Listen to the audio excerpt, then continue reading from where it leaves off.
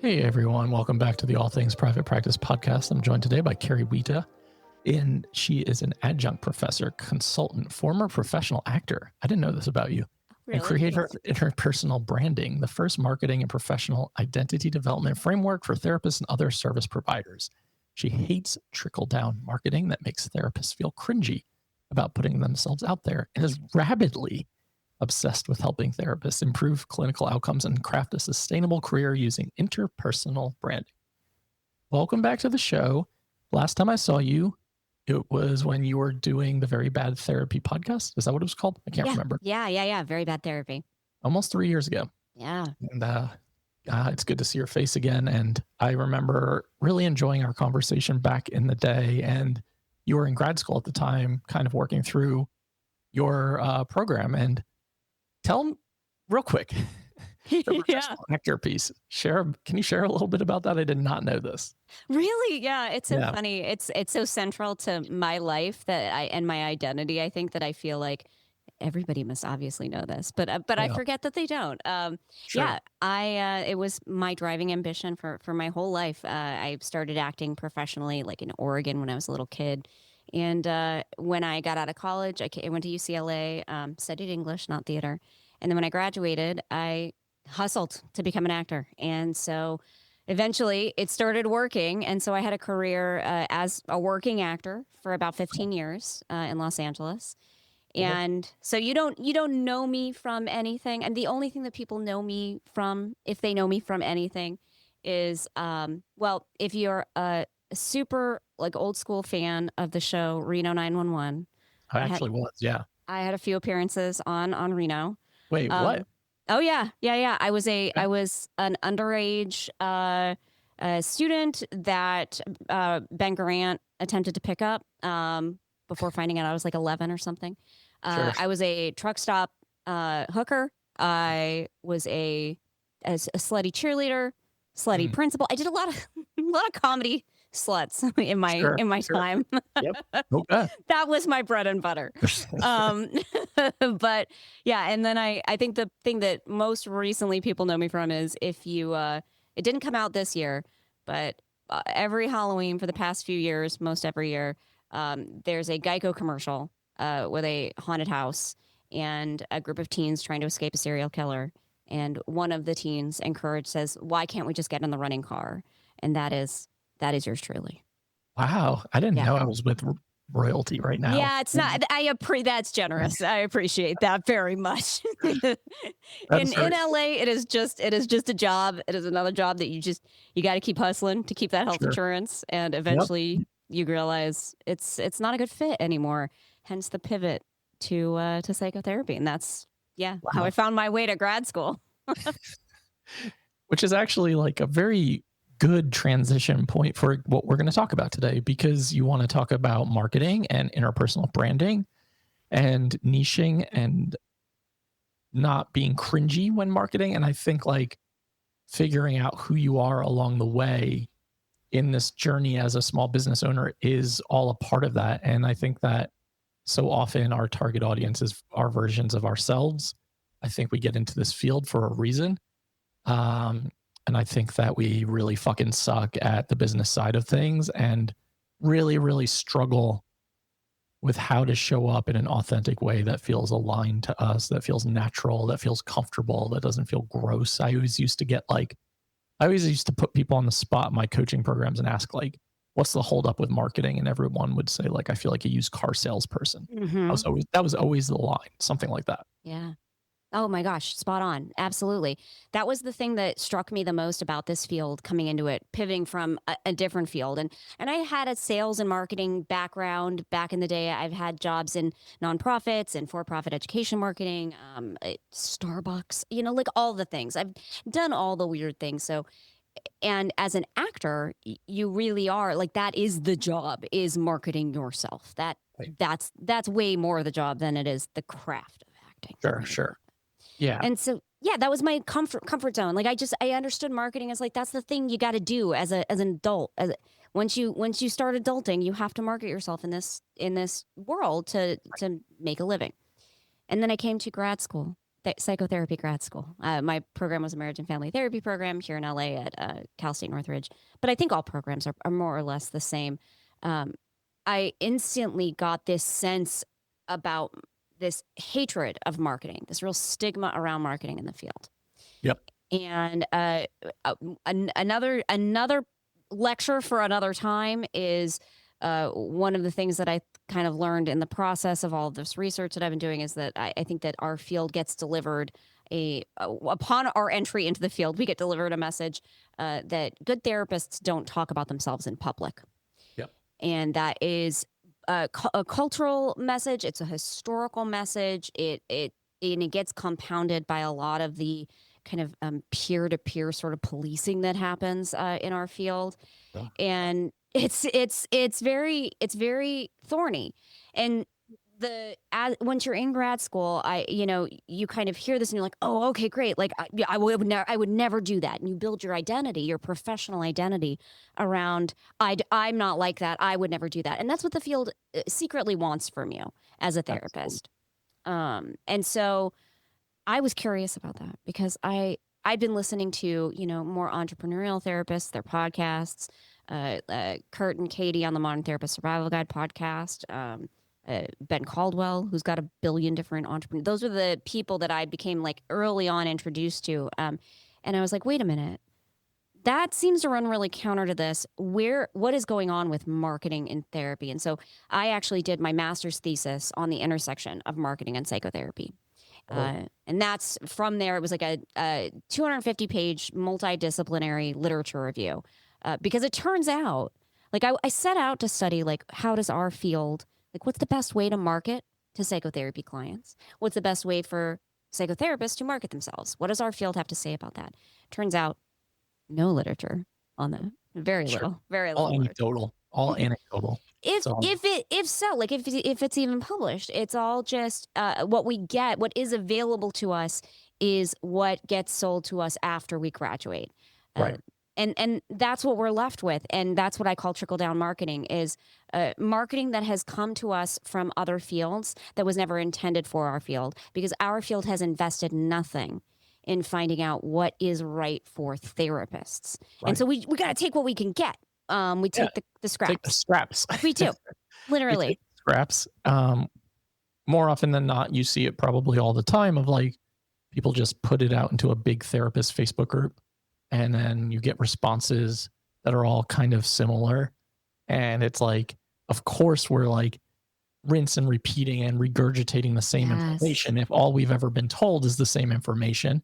So you're asking people for advice who have gotten their advice the same exact way, who don't actually know what they're offering, but they've been told by one or two old crotchety therapists that this is what you do. And then they say it. And then they believe it. And they also set their rates that way. Oh my God, 100%. You could not be more right. And it's infuriating. And I think that what happens, how therapists fall into this is because I do think in our field, we get kind of indoctrinated with what I call the tyranny of doing it right. And we are emphasized, like we get threatened from day one of grad school, right? That like, you're going to lose your license. You're going to irreparably harm your clients. You'll be laughed out of the field if you do anything wrong. So do it right. Yep. And so what I see a lot of therapists who, a lot of therapists didn't get into this field wanting to run a small business. Sure. And then suddenly they realize that's what they're being tasked with on the other side of grad school. Yes. And it's like, the field has nothing to offer them. The vacuum is filled with marketing advice that works great in other contexts, but has serious limitations in our field. Yep. But then you're right. We hit this echo chamber. This same advice gets bounced around back and forth.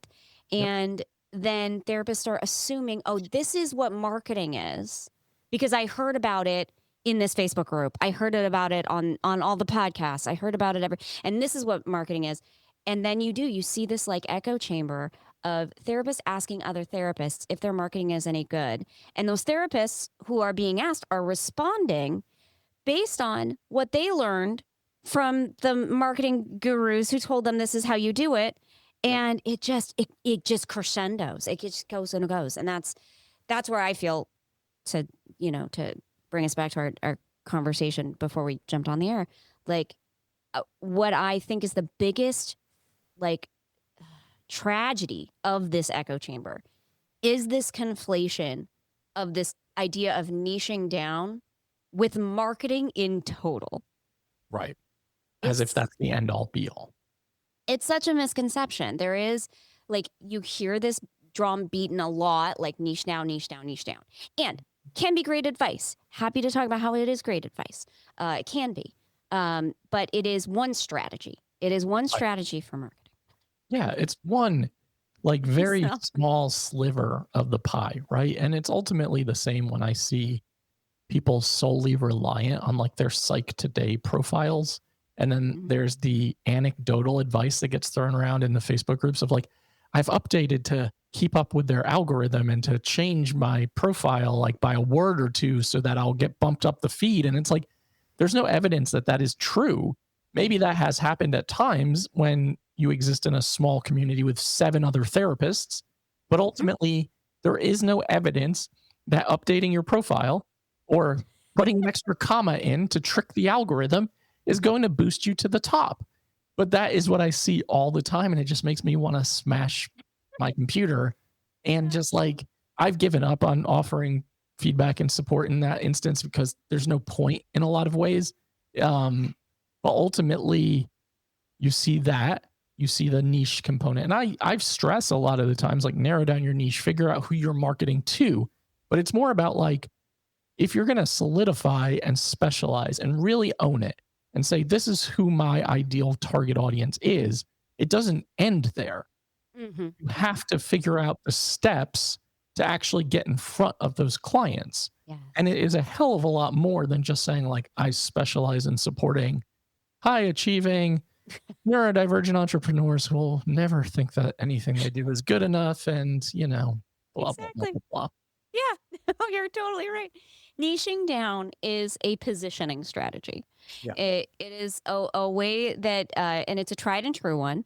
It's a strategy that comes to us from, the e-commerce, online marketing, side hustle world. It really hit its stride, I think, in the mid 2010s. And like its kind of sister concept, personal branding, right? Which some therapists have heard that concept. You know it if you haven't heard that phrase. But it's a strategy that was originally designed for product marketing.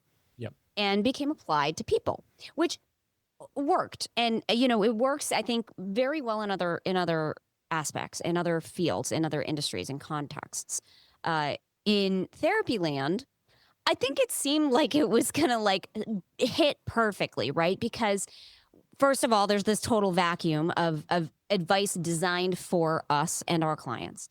Yep. But also, we just naturally, in by virtue of the service we offer, we naturally like slice and dice our consumer base by population and by diagnosis, right? And so it seems like when you first learn what niching down means, like, oh my God, yes, that makes sense. But what it really is like some people have a real problem with it, and this is where the conflation happens. Is this idea that just by doing that, by identifying your target, this like super niche population, that is marketing. And you said it earlier, like then you have to go find them, and that's where strategy and techniques come in.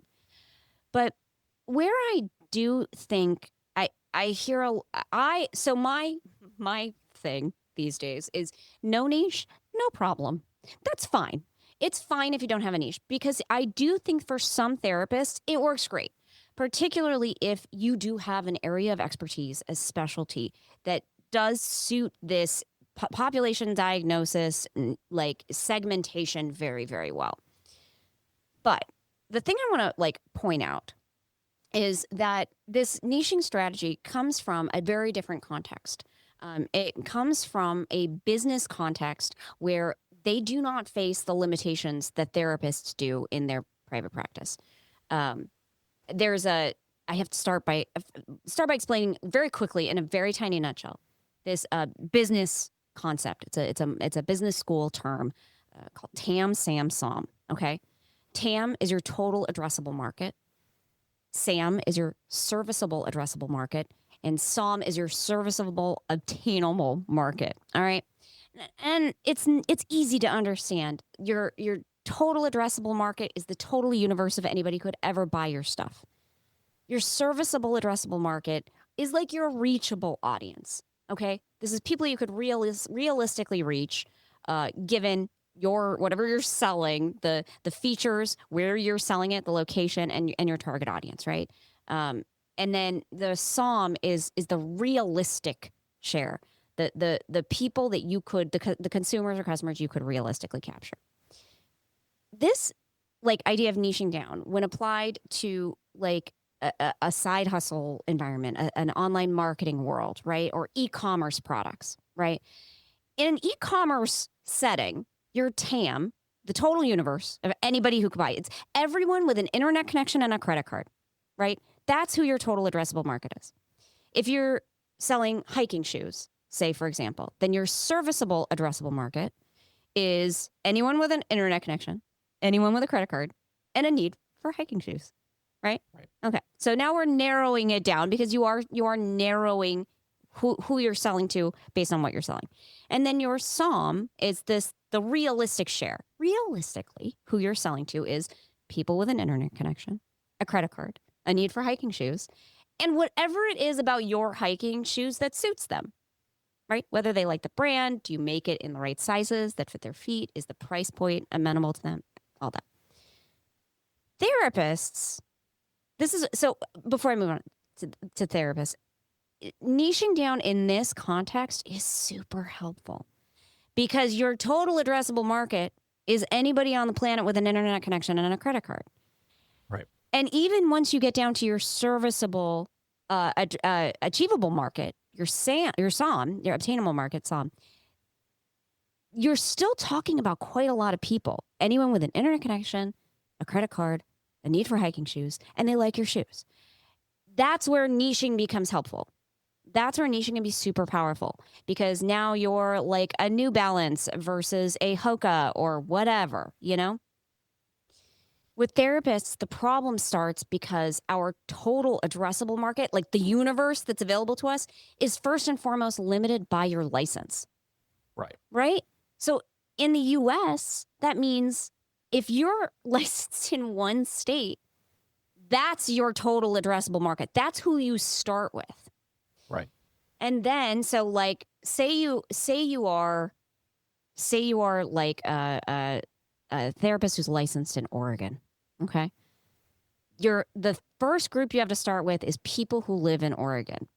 But then you're also to a certain extent limited by your scope of practice and competence, right? Which is not necessarily true for other professions. If you are not by training or by your license competent to treat couples, families, or children, then you're also limited to adults who live in Oregon, adults only who live in Oregon. Yep. If you feel like certain diagnoses are out of your scope of competence, like schizophrenia, or a lot of therapists don't feel comfortable treating borderline personality disorder, then you are also limited by diagnosis. Okay. So we've already, to begin with, narrowed the market so much. Then remember, you have to like narrow that down to the addressable market, right? The people that you could actually conceivably use your services. Say you have an office in Portland, Oregon, okay? And maybe you also do telehealth. So then your addressable market are adults without these specific diagnoses who can access your office in downtown Portland, whatever that, like drive to it, walk to it, whatever it. And also anyone who is able to do telehealth in the state of Oregon. But again, that is who think therapy is fine, is worth paying for over telehealth. They don't think it's only an in-person service. People who have an internet connection. I'm from Oregon originally. I know that internet is not always in the entire state of Oregon good enough to do a therapy session on. Okay, so we've already limited that. Now we're talking about the clients you can actually reach. We've narrowed it down to already a very specific group of people. And now we're talking about who can you get in front of? Who thinks therapy is going to help them with their problem? Who is, who's looking for a therapist right now? they might already be in therapy with a therapist, so they're not even in the market right now. And some of them are trying other things other than therapy for the same thing you want them to try therapy for, right? So this is where I start to see a lot of therapists get really demoralized once they try, quote unquote, niching down, and then it doesn't work. And I often want to say the thing is, I think a niching down strategy is great if that suits who you are as a clinician and it suits your business. But it doesn't always for everyone. And there are other options. The alternative that I really see for niching down for most therapists is what is called in the marketing literature a differentiation strategy. And I describe this basically as, your niche is people who want to work with you, right? This is where I often cite therapists like Lori Gottlieb or Brene Brown in this category. Like, these are therapists that almost any consumer would jump at a chance to have a therapy session with. Not because they fit the niche, not because Brene Brown doesn't have a target audience. Right. But she developed this reputation and a truly a brand that is so strong that almost anyone could figure out like how they work with her. Now, not everyone. Some people hate Brene Brown, but that's honestly what I think is great. Patrick's raising his hand.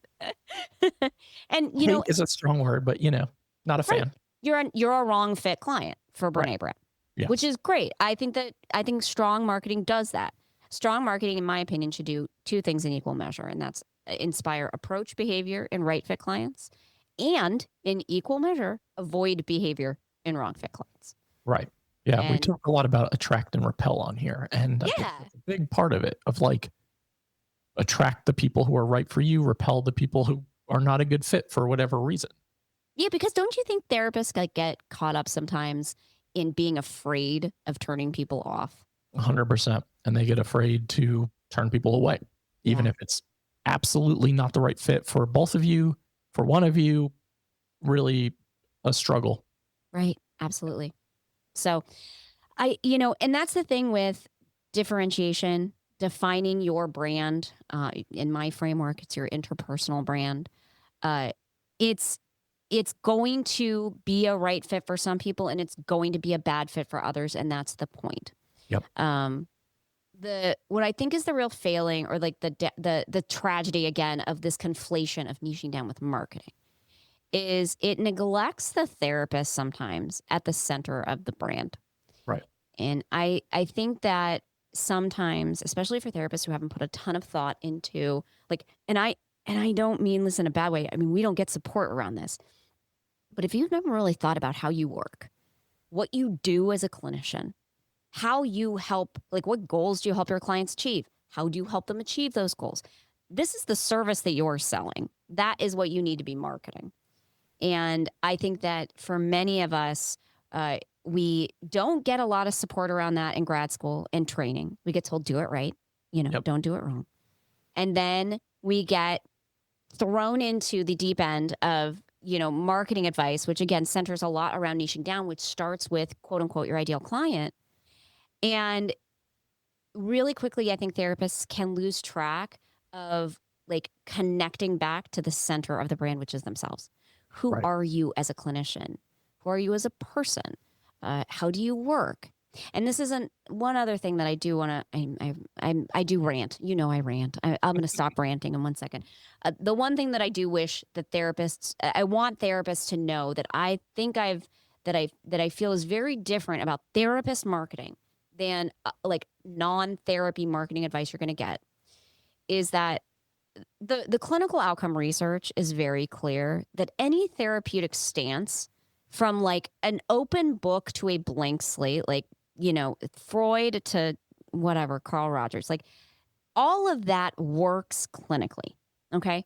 So therapists really do have the option of being everything from an open book to a blank slate in terms of their professional identity.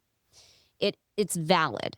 And so I think there's a lot of pressure in marketing advice world to be relatable, or treat the person that you used to be. And I think that's true for many therapists go into this work to treat the person that they used to be. But I think that for many therapists, that isn't true. That's not necessarily why they got into the field, and they don't know what to do with that advice. And so I want to put the power back in the therapist's hands to say you have the authority, the autonomy to determine how public or private you as an individual human get to be. But you do need to define what your public professional identity is, because that is what the client makes use of in the therapeutic relationship. Is their idea, this publicly attainable idea of who you are, that's what they make use of. Yeah. Yeah, that's really well said. And I think a lot of people get lost in that. Like you said, just, I don't know what to do with this information. If this doesn't feel like it applies to me, how do I make sense of that? That's a struggle in itself, and then can be demoralizing. And I think also just the reality of, like you're saying, it is coming back to who you are and how you show up and how you present and how you put yourself out there and what you say you do and why you do it. I think those are important steps. And for newer therapists to the field, it can feel really, really hard to say, like, I don't know who my niche is, right? Like, I don't know who I love working with yet. And that's okay, because you are gonna evolve as a helper and a therapist and a human. And your niche, your desired like target audience, the people you love working with, it's gonna change over time. I started working mainly with men struggling with addiction, and that evolved to so many different avenues and pathways. And addiction is not even something that I really address anymore. I mean, I'm still very capable of it, but it's not my passion. So it's just that has to change too. And you have to give yourself permission to follow those pathways when they start to show up, because I think that can create a lot of frustration internally, and sometimes even like some shame and some regret of like, I don't even enjoy this anymore and I don't know what to do with that. And that can be really challenging as well. Yeah, absolutely. And I think you are such a great, like, kind of shining example, Patrick, of that, like how one can shift and evolve over time, and doing it in public, as long as like the communications, like the things you're putting out in public, as long as they remain connected and aligned with the change as you're shifting, Right. people will shift with you. Absolutely. And I think it's a really a wonderful you live what you teach. And I think you're a really good model to see for anyone who's like, you know, wanting to know what does it look like to, you know, exist and flux in public. I think you're a great example of that. Thank you. It's I like to thank autism for that at the end of the day, because I don't know how to be any differently, and I never have. So it started to be this realization of like, it was that mentality of like, oh, attract and repel early on, about like, this is how you present, this is how you show up, this is how you take up space. And some people are really going to be drawn to that. And some people are going to be like, this person is absolutely not for me. And that is so okay, like you said, and honestly desirable in my perspective, because I don't want to work with the people who are not like an absolute hell yes for me, and vice versa. So you get to learn that as you go. And I think that, you know, for those of you listening who are newer into the field, it's tricky at the beginning and it does take time. And like you were saying, Carrie, you kind of default back into that mentality of, I'm not supposed to present this way. I'm not supposed to show up this way. I'm not supposed to work this way. We have all of these things kind of like ingrained in us because we've been told this over and over and over again through messaging in grad school or community mental health or supervisors or other therapists in the field. And it can really start to mentally take a toll. And you kind of have to find your own way and your own footing too. And there are plenty of people who are doing things very differently. So I love that component too.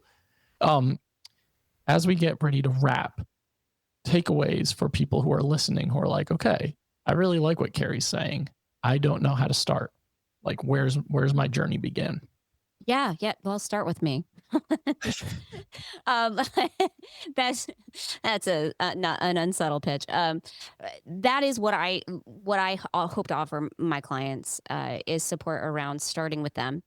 My interpersonal branding is a framework that I created to support this development of an authentic, meaningful, aligned public professional identity that is authentic to you, but also useful to the clients that you wish to serve.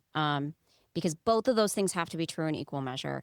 But in the work that I do right now, I offer a group program, but I am transitioning that to do more of a one-on-one dynamic. I think that this work is closer to therapy than like, a scalable, like, cut and paste sort of thing. But when I work with my clients, we start with awareness. It's a domain I call awareness, which is really start with you. Make critical, crucial decisions about who you are as a clinician, who you are as a person. What are your values? What kind of business do you want to have? What kind of lifestyle do you want to have? uh, with who you are as a clinician, I want to know, like, what is your theory of therapy? Unyoked to what you are told you should be doing, how do you define what's important to you about therapy? Why does it work? What is it supposed to do? How do you help? What's your role as a therapist?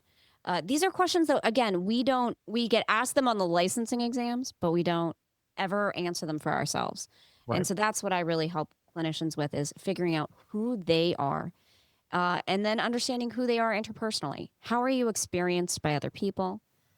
And how does that impact or influence the brand that you need to create in order to help the people you want to serve?